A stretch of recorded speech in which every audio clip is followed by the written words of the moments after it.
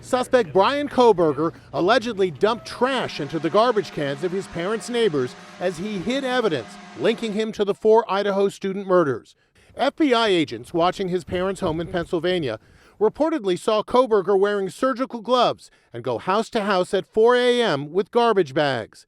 The agents immediately go retrieve the trash, and it's a good thing they did, because they found in that trash discarded items that match back to the sheath that was left beside one of the dead victims on the bed. Chilling new details are emerging about the morning after the murders. Prosecutors say he actually returned to the murder scene at 9:12 a.m. that morning and stayed in the area for 14 minutes. We know, based on this affidavit, a knife sheath was left in the home. Was this the murderer returning, wanting to try to somehow collect what he forgot at the scene? Or, as we know in our experience, sometimes murderers go back to the scene just to see what's happening. We're also learning more about what Kohberger did later that day. Cell phone records show that roughly 8.5 hours after the murders, Kohberger drove an hour from his home to the small town of Clarkston, Washington.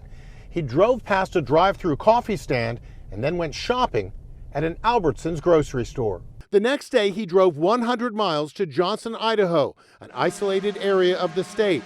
Why remains a mystery. I don't know what, if anything, we'll find there except possibly the murder weapon. Legal experts say the evidence in the case seems to be overwhelming. You have a very powerful piece of DNA evidence from the scene linked back to him.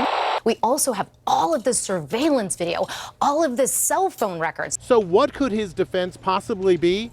Famed defense attorney Mark Garrigo says it may not be the slam dunk everyone thinks it is. The defense is going to bring up the fact that his phone was not in the area and did not ping during the time of the crimes, number one. Number two, that the FBI changed their story on the Elantra as to what year the model was.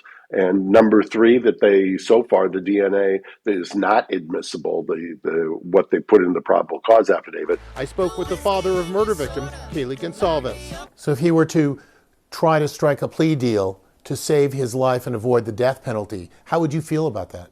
I'd be against it and I would fight it, but I still have other parents that I have to work with. This is a process where the family is prepared for, they're ready for the long haul, and we'll all get through it. More questions are being raised today about surviving roommate Dylan Mortensen. She came face to face with the masked intruder and didn't call 911 for 8 hours. Police quote her as saying she was in a state of frozen shock. I was shocked. It's not what you would expect to see, and now we have an eyewitness, which just makes our case even stronger.